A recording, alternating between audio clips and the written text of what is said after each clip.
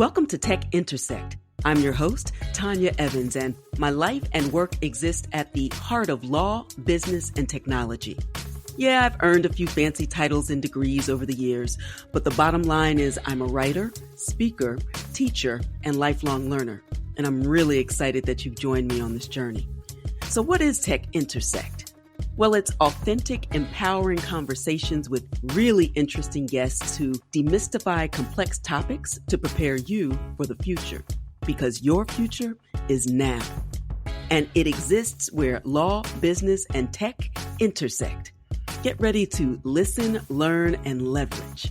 Let's get started. Hey, everybody. Welcome to episode 114 of the Tech Intersect podcast on this May 10th, 2022. I'm just back from a fantastic road trip through North Carolina to begin chronicling my financial ancestry on my mother's side of the family tree to connect to the cooperative economics my family and community were forced into when they couldn't get banking services from the local bank. I even stayed in a bank-turned-hotel that was likely the centerpiece of savings and loans in that small town in Kinston, so more on that later. My ancestors' struggles then of being unbanked or underbanked were the seeds of familiar systemic issues today. So I believe the future of wealth begins with a look at the past. Stay tuned for more on this topic in the future, including articles and a book. I definitely have a story to tell. I was also in North Carolina to celebrate the 40th birthday of a great friend, the amazing Rachel Rogers, author of one of my favorite books, We Should All Be Millionaires, and founder of Hello 7, that has empowered thousands of women to reach a 7-figure sustainable income. We also came together to raise money for her foundation, Hello 7, the Foundation, which provides funding for life-changing and life-saving services to Black mothers in need. Please join me in supporting the foundation by visiting hello7.org for more information and to get behind this important mission for essential services, which are more important now than ever as the Supreme Court prepares to overturn Roe v. Wade and leave the decision to the states of whether to support reproductive freedom or to criminalize choice. Strange days, strange times. We are the ones we seek. Please get involved. Stay connected. And remember, the future we all enjoy tomorrow begins with us today. All right, on to this episode. So in this episode, I welcome U.S. congressional candidate Maxwell Frost, running in the 10th District of Florida. He represents the new generation running for office in the midterm elections. Maxwell is a 20-something Dem. He is the youngest candidate running for Florida's 10th congressional district and is a member of Gen Z, defined as those born after 1996. But trust me when I tell you, Maxwell is an old soul. He's an old soul with broad, progressive, and expansive ideas about gun violence, healthcare for all, environmental protections, LGBTQ plus rights, and the economic justice principles that can be protected and nurtured in the crypto asset and DeFi ecosystem. And of course, it is this last topic in particular which led me to invite Maxwell on the show. I was also recently appointed to his Blockchain and Crypto Advisory Council as he continues to explore the landscape, so I'm really excited to share our conversation with you. Before we hop into the ep, a quick reminder on digital safety. I had a very successful free masterclass last week. If you missed it, go to advantageevans.com to look for the next time that I actually run that. It'll be coming up soon. I haven't confirmed a date yet, but go to advantageevans.com for more information. And look, there are a lot of scammers out there on social media impersonating me and other crypto educators and trailblazers, and we need your help. Now hear this, I will never slide into your DMs to say peace or blessings or to ask you for your time or your money. I'm a little busy as a tenured professor, a professional speaker and licensed attorney. I repeat, I will never slide into your DMs to ask for a follow or for you to send money so that I can invest, ever. So be careful, make good choices. And remember, I developed an entire free masterclass, secureyourcryptobag.com. You can find it at secureyourcryptobag.com and also at advantageevans.com. So check those sites for more information. Let's stay safe in these social media streets. Okay, now that we're clear, please take a moment to follow this podcast and then like, share, and comment so that others who would benefit from the content can find it. It's time to listen, learn, and leverage. Let's get started.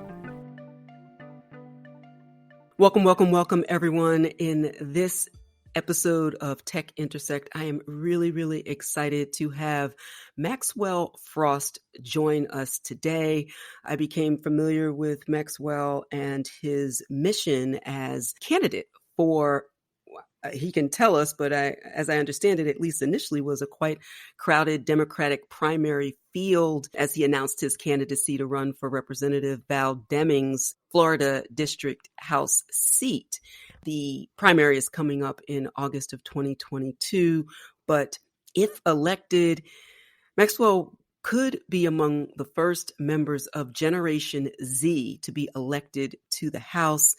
And I'm just really excited to connect and to hear about the future of representation, specifically around issues of economic and social justice.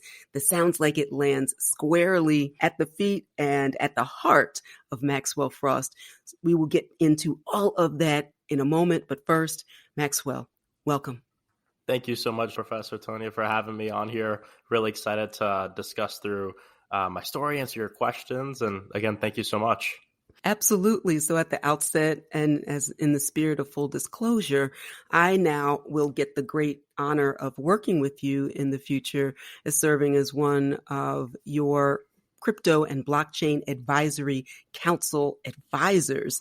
We'll talk more about that, but as far as I know, it's the first of its kind for a congressional candidate, at least a public-facing council. And I'm so excited about that and to support you on your journey. But first, I want to hear about your life before politics. You have your life ahead of you. Why would you do this to yourself? We'll talk about your life before politics, and then we will talk about why Congress, why now? Yeah, definitely. Well, I mean, that's a great question, and one, that I answer all the time, and one that I've been wrestling with, to be honest, and one that's kind of slightly changed a lot. I'll tell you, for me, I feel like I was born a very lucky child. There was always music in the house. My father's a full-time musician. It's funny because my father is a white guy from Kansas who plays the steel pans full time because he was raised in Bermuda because he was part of an Air Force family. My mother came here from Cuba during the freedom flights in the late 1960s. Didn't know a lick of English and had to go through middle and high school and learn English at the same time. She's a special ed teacher now. She's actually retiring next year. I feel like, my life has been a sense of luck. And the reason I say that is because I was actually adopted at birth. My biological mother is someone who had gone through some very rough times, and someone that, because of the zip code she was born into, had been involved in a cycle of poverty, drugs, crime. And it's not something I blame her for because, we know how these systems work. We know that a lot of the times the zip code you're born into can dictate the outcome of your life. And that's a big reason why I'm running for Congress, but I'll talk more about that later. And so for me, I grew up normal kid, going to school. My parents got me a drum set in the second grade. It changed my life. I'm still a drummer. Music is a huge part of my life. I actually went to an arts high school and middle school. No, it's not like High School Musical, but it's pretty damn close. People always ask, were y'all dancing and singing during lunchtime? No. If we were dancing, singing during lunchtime, I might have got detention. But how about that? But it was a great experience nonetheless. And to be honest, in middle school and in elementary school, I wasn't the best kid, right? It's not that I was bad. It's just that I always wanted to make people laugh. And I always had a lot of energy and I didn't know how to direct it. Music changed my life because when you're in band class, nothing else matters except the notes on the page. And you're a part of a bigger group, right? A bigger ensemble, and you feel a sense of responsibility. And for me, sitting down in front of a drum set or snare drum or marimba, having that piece of music and feeling like I'm a part of something bigger than myself completely changed my life and helped me personally redirect my energy from, I mean, don't get me wrong, I still love to make people laugh, Right. but you know, from being someone who's more disruptive and that to being someone who can focus on what I want to focus on, which is changing the world through music and movement building and politics. And I've intentionally made my life goal very broad because I believe that when it's broad like that, we have more opportunity for change and less being fixated on a specific position, right? It's not, Right. oh, I don't want to be a member of, or I want to be a member of Congress, but I don't, right? My goal isn't to become president of the United States. My goal is to help people. And as long Right. as I wake up every single day making decisions in service of that, I can be happy with myself. And you know, that is pretty much my life before politics. Everything changed when I was 15 years old, which I know is pretty young to get involved in this work, but that for me is what changed everything. And I hear a lot of community-based thoughts. I hear that you have leadership in you, but you also are really focused on and invested in others coming along. And so I hear service, I hear leadership, I hear community. And so that is exactly the type of voice that we need, particularly at such a time as this with the hyper-partisanship and the divisiveness, politicizing issues like healthcare that shouldn't be politicized. And I see in your platform the echoings of that leadership community as well. I see social, racial, and economic justice threads, certainly your work and focus on gun violence, healthcare, which also is a matter of gun violence, but obviously also in the midst of the pandemic. But you were doing work in that space even before the pandemic. And then certainly the environment. I list them as individual things, but there's a lot of overlap and a lot of connection. Talk us through why those are all such important and pressing concerns for you, why you're so passionate and invested in solving those issues, clearly for Floridians, but also for Americans. Yeah, that's an amazing question. And, you know, for folks to know, and like you just said, we launched with 4 different things: gun violence, healthcare, reimagining public safety, which is criminal justice reform, and environmental justice. There's obviously many issues that people care about, that they believe in. These are the 4 we launched with for a very specific reason. You know, something that I've, especially over the last, I would say 5 years, have come to terms with and have understood is that there's a reason why issues tend to be siloed. And what I mean by that is when we talk about gun violence, we're usually talking about background checks, banning assault weapons. When we talk about criminal justice reform, what are we talking about? We're usually talking about police training or something like that, right? There's usually very specific policies and goals associated with specific issues, which isn't a problem in and of itself. But I realize this doing a lot of work in gun violence, because gun violence is an issue where, yes, there's a prescribed policy changes that can help, but when you really get into the communities, when you really do the work, you start to understand that it's a convoluted issue that has many different solutions and many different causes. And what you become obsessed with is the root causes. And when you start talking with folks who actually commit gun violence, people who use guns, right? People who might have killed someone before, someone who might have used a gun in a robbery, you start to learn that most, and statistics prove this too, most gun violence actually, they're crimes of condition. And what I mean by that is people who have been pushed to the brink where they feel like, wow, for me to solve this problem, for me to feed my family, for me to get ahead in life, for me to get out of this neighborhood, for me to whatever, I need to use a gun to solve this problem. Right. And they've been pushed to that. Now, I'm not saying gun violence is okay. I'm not excusing gun violence. But for me, especially as I want to become a legislator, we have to look at things holistically. So when we take a step back, we see that, oh, wait, when people have a dignified wage, they're less likely to use a gun to solve their problem. When people have health care, they're less likely to solve a gun to use their problem. When people live somewhere that they can be proud of and they have the money to feed their family, they can go fill their prescriptions. They don't have to worry about going to jail just because they're poor. They're less likely to use a gun to solve their problem. Mm-hmm. And then when you start thinking like that, you start connecting the dots. I'll tell you a quick story. I used to work for this organization called March for Our Lives. It is the organization that came out of the shooting that happened in Parkland, Florida. Mm-hmm. And I don't know if folks remember, there was a specific student at the time. Her name was Emma Gonzalez. Now their name is X Gonzalez. But they said, "We call BS." And either way, I remember when I first got hired, I went to a dinner at their house. And I was in their room and I saw that what they had done is they did this kind of experiment art piece where they took a bunch of Post-it notes and wrote down all the issues they can think of. And then they put it up on the wall in a big circle. And then they took string and connected all the issues where they saw direct connections. And at the end of it, they took a step back and it looked like one big solid circle. Everything was so connected. That's what this platform is about. It's recognizing that to end gun violence, we need to solve healthcare.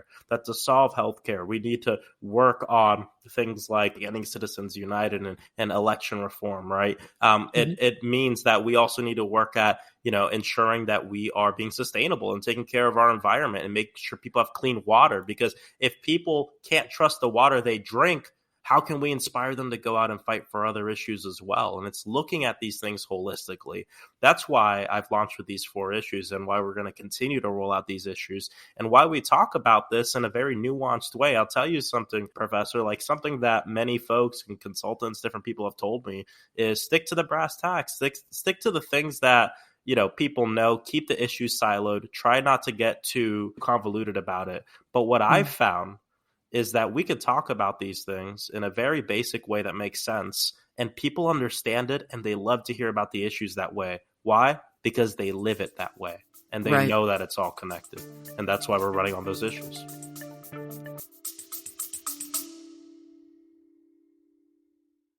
You love listening to podcasts, but have you ever thought about starting your own podcast? Maybe you want to build a brand, grow your business, or are looking for an excuse to talk about your favorite hobby. Whatever your reason for making a podcast, Buzzsprout is the place to start. Since 2009, Buzzsprout has helped over 300,000 people launch their own podcasts. Buzzsprout walks you step by step through the whole process and will give you powerful tools to start, grow, and monetize your podcast. Ready to get started? Click the link in the show notes to get our free step-by-step guide to starting your podcast today. We hope you're enjoying this edition of Tech Intersect. Our conversation will continue in a moment, but first, a word on an exciting opportunity. If you've tried to figure out crypto, DeFi, and NFTs on your own on YouTube University or Podcast College, and all you have to show for it are a lot of questions, but little, if any, forward progress, I invite you to visit AdvantageEvans.com to get the answers you've been searching for about how to buy, store, and trade crypto and NFTs, and to access DeFi safely, legally, and confidently. Advantage Evans Academy offers everything from full-service VIP onboarding to prof-guided on-demand and cohort-based courses, as well as an engaging, informative, and supportive membership club, AE Explore Live, for as little as just $1 a day. This club is for you if you want to learn from well-respected crypto education experts like me, transform your relationship with money, generate wealth in the new digital cash economy, create digital ownership streams that lead to generational wealth, learn to vet, buy, store, trade, earn, and sell cryptocurrencies, engage in DeFi to lend and leverage your crypto, create, buy, and trade creative and collectible NFTs, and network with other crypto-curious enthusiasts in an inclusive environment. You'll gain all of that and more in a wonderful community of like-minded, lifelong learners ready to get in and to win. If that sounds like you, join us. Visit AdvantageEvans.com to get immediate access to the resources you need and deserve. That's AdvantageEvans.com. Let's go and let's grow. And now, back to the conversation.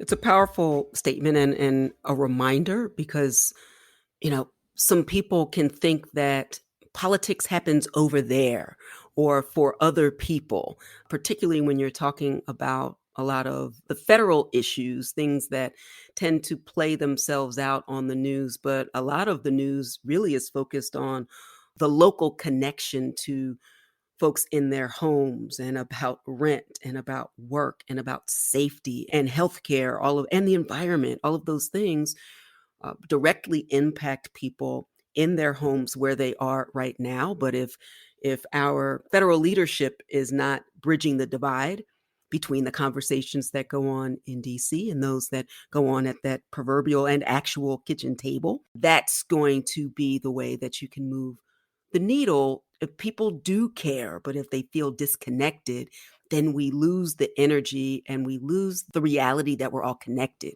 And Exactly. so I love so much the way you've described it, because the issues are connected because we're connected. And it requires the type of leadership that I think that you bring into this conversation. Obviously, and switching to my favorite topic in the world, as everyone who is a listener of Tech Intersect will know, is the future of work, wealth, and creativity. And specifically, when I think about wealth building in one generation that then spills over and has a carryover effect into the next generation, even though I was cautiously optimistic, but certainly critiquing crypto assets generally, Bitcoin. And at the time, quite early on, I was actually writing about non-fungible tokens before it was the cool thing to talk about, just to see, and what does this mean for systemically marginalized populations? And I just had to sit with it. I had to figure out, first of all, what the technology is, in order to understand why it would be so transformative, given my understanding of the issues of folks being locked out of meaningful participation in income and wealth building, and then enter the scene, Bitcoin and other cryptocurrencies. And at first, I wasn't decidedly focused on the asset itself, but on the technology that drives it, and really understanding that Web3, which is what we call it now, is this accelerated and efficient movement of value that has an egalitarian focus, or at least the promise of it. And that propelled me to learn more. And as we were talking, over these last few weeks, I heard that in you, the idea of, well, let's see what this is as a matter of economic justice. And so talk about the story that led you to even wanting to form the council. And then we'll talk about the council and kind of what your vision is for it going forward. No, that's an amazing question. Yeah, I mean, and I've been asked this by a good amount of people, because especially my friends who, have seen me roll out this council and have sent me a text saying, Max, I've never heard you talk about crypto before. And I want to be clear, it's not because I've ever really been anti-crypto. I just have never looked into it. And, obviously we are in the midst of a lot of discussion and policy discussion. I obviously come from a very progressive background. I'm a very progressive person, and there tends to be some skepticism towards cryptocurrency in that community that I'm a part of. And probably a lot of that was kind of embedded with me. I'll be honest, I'm a skeptic about everything. My father, I grew up, my father is a hardcore atheist and my mother's a hardcore Baptist. So I grew up skeptic about everything. But, I'll tell you what changed things for me, Professor, was actually being in my community. And what I found is when I'm out knocking doors, when I'm out speaking with folks, I've seen a growing number of community-based organizations right here in Orlando. Now, I'm not even saying, in my state. No, in my city, in my district, and people who are using and teaching cryptocurrency and blockchain and what this all means and this innovative technology to folks in our poorest zip codes as an avenue to not just build wealth, which obviously is a big part of it, but also teach people how to learn. Right. And gives people something to be excited about, which I think, if folks want to take a stroll in the projects of their community, they'll see that there a lot of times there's not a lot to be excited about.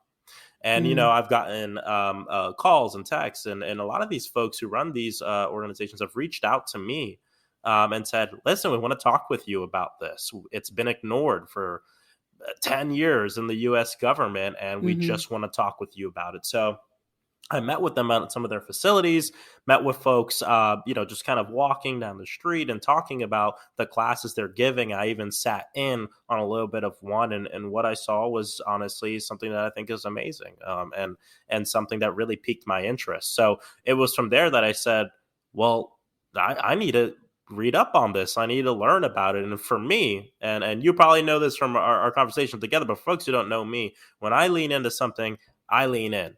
Right. I Right. mean, I'm not just going to go online and read a few articles, and I'm doing that, but I want to talk with human beings who are doing the work, because I Hmm. truly believe that real leaders admit when they don't know things, and then they lean in and ensure that they know it the next time they're asked about it. And for me, I wanted to make sure that I put together we put together this crypto and blockchain advisory council. It is the first of its kind for a congressional campaign.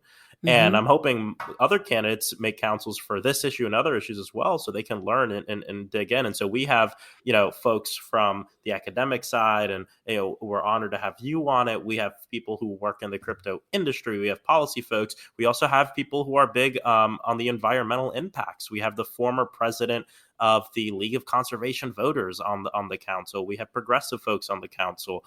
So that way we can have a very informed discussion about how we move forward, because I truly believe that crypto can be something that and blockchain, something that's really used for good. And I think when we come to the table together, we can talk about the policy implications and ensure that happens, right? And so that's why we're excited about it. Absolutely. I love that so much because this, you mentioned the word holistic earlier. The holistic approach to crypto policy and blockchain policy is critical because we really are watching the tension right now with this nascent asset class and this emerging technology that is not isolated to a particular border. It doesn't respect borders. Yep. It's shifting our mindset to truly being global. We've been talking about it for decades, of course, but this technology is really this plus the pandemic has really brought to the fore this idea of connectedness, and not just for purposes of communication, but of empowerment to perhaps level the playing field in ways that the legacy gatekeepers have prevented. It's a matter of transparency. It's a matter of access. It's a matter of iterating collectively, holistically, as you mentioned. And so I'm really excited about all of the voices at the table that get to inform not only our future leaders, but I hope and encourage others who are perhaps incumbents to also pay attention. This is more than, and this has been my experience, so I offer this to you and our listeners as well, that folks will take a meeting and then at the end of that 60 minutes or 90 minutes and a couple of emails, hope to have a good position on it. This is not that type of technology because Exactly. it has a far greater impact than being prepared for the next presser, Exactly. right? And so your approach to it is actually respecting your process, respecting your future constituents. I'm speaking that into existence, but also Love it. serving as a template, a blueprint for what is possible for emerging leaders and also those who are already in positions. I'm wondering if that resonates with you. No, it does. It does. And this is really a model that should be used for many different subjects and issues. And like you said, right, a meeting and a couple articles is not enough to fully understand, I would say, any issue, especially one Fair. with, yeah, but especially to your point, especially one with technology like crypto and blockchain and Web3. And when we talk about these innovative technologies, which are changing on a daily basis, right? The conversation's always kind of shifting and changing. A council, the good thing about this is that we're constantly going to be in fellowship, constantly going to be talking, to what you said before, once I'm in office, continuing the conversations. And so this is always a living, breathing thing, right? And so that's something that I believe is important for all leaders to lean into. It's okay to ask for help. We need leaders who ask for help and who brings folks in who have different expertise. And I'm really excited about this council. I'm really excited to lean in. I'm a very pro innovation technology candidate. Even high school as a part of something called the TSA Technology Student Association, which was really important to me. And I think we have some great opportunities here. And for folks listening, things aren't always black and white, right? It's not like I'm saying, oh, yes, I'm yes, pro crypto, everyone do what they want, no regulation, no checks, or no. And Right. most people aren't saying that. And it's because we get put into these where we don't talk to each other and we just complain about things on Twitter, that we get drawn into these corners. But when you sit down and you put a committee together and you talk with folks, you start to realize, wait, there's folks within the crypto community who are saying, and most of them saying, we do need regulation. We do need to make sure that bad actors are kept out and that people Mm-hmm. are protected, consumers are protected, that we protect the environment. We just got to come to the table. And like I said, folks have been talking about crypto for so long. It's been here for a while. The government, as far as legislation, has been ignoring it for about a decade. And now we're getting into a point where, with this executive order and people talking about it, that it's going to be a real thing in our government, and we got to talk about it. And so besides just talking about it, I want to learn about it. I want to be as much as an authority on the subject as I can be. And that all stems from folks doing it right here in my community. And I want them to know that I'm here and I'm listening and I'm learning. I think that's really exciting for you, for the constituents of Florida, for the citizens of this great country. And I'm honored to be on this journey with you as as we continue to develop and unfold and really just prepare for the future today. And that gives folks hope, because without hope, none of this is possible. Exactly. So, re-engaging with possibilities for the future at the intersection of work and wealth, the environment, creativity, and social and economic justice that's meaningful, and certainly meaningful for all. And so we need all hands on deck, and we need all tools at our disposal, as you said, certainly focused on consumers and investors and the environment. At the same time, I think that we can also support innovation and really avoid every ill and harm that you mentioned while still supporting the rest. 100%. 100%. So in closing, what final thoughts will you leave with listeners, and what's the message that you hope to convey now as we march through 2022 toward your primary and to the future? Well, I say we are in some tough times. Mm-hmm. From the legislature here in Florida doing egregious things like banning books, banning people being able to talk about their sexuality at school. This news that we got last night that the Supreme Court is poised to get rid of Roe versus Wade abortion in our country. I mean, we are in a battle of politics, but we're also in a battle of culture. And this is something that I always talk about, because as a movement-centered organizer, I recognize that a lot of the work that we do as organizers is about hearts and minds, changing hearts and minds. I'll tell you a quick story. I remember a few months ago, I was filling up gas right by my house, and a bunch of my buttons fell on the floor and started rolling around. There was a houseless guy there, a homeless man, who came up. His name is Josh, and he handed me one, and he said, "Hey, this is yours." He was like, "Who's Maxwell Frost?" And I said, "Well, that's me." So that's me. He looked at me weird, and then he asked me about my platform, and I was talking to him about how I believe that we deserve more from our government, that I believe that we, deserve health care, that we deserve to be able to be healthy. And I remember after I told him this, he looked at me weird. And so everyone knows he's a veteran. He's someone who was a veteran who came home. He's now homeless. He looked at me weird and he said, "Maxwell, that's all great, but what did I do to deserve health care?" And I remember when he told me that, it shattered me. We have a veteran here who is on the streets asking me what he did to deserve health care. And I looked at him and I said, "Josh, you deserve to be healthy by virtue of being a human being." And that's it. That's it. And when I think about all these other issues, being free of gun violence, having a justice system that works for everybody, being able to innovate and use new technology to build wealth, these are things we all deserve by virtue of being human. And at the end of the day, we should require nothing more from people living in the richest country on the face of the earth to fight for these things. And that's what I believe in. I really look up to the late Representative Barbara Jordan, and she said it right. What the people want is simple: a country as great as its promise. And that's what this campaign's about. frostforcongress.com. Yes. Frostforcongress.com.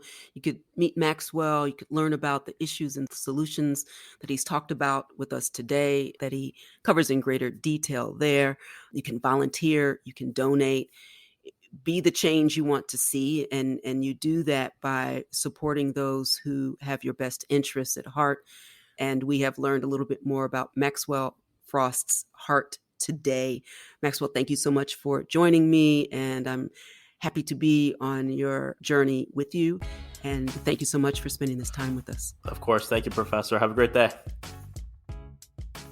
Thank you, Maxwell, for joining me for the show. I'm excited about this new wave of leaders like Maxwell, invested in the future of work and wealth, creativity and community, and in crypto and economic justice.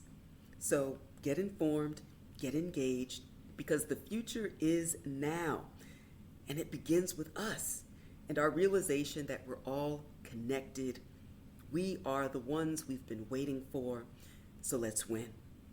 Okay, before we sign off, please take a moment to like, comment, and share this episode and this podcast with your networks. Follow me on social media and let me know what topics you'd like to hear more of and who you want to hear from. All right, that's all for this episode. Until next time, continue to shine. Stay in touch with host Tanya Evans via your favorite social media. On Twitter at TechIntersect and on Instagram via the handle TechIntersect. This podcast has been produced by Stephanie Renee for Soul Sanctuary Incorporated.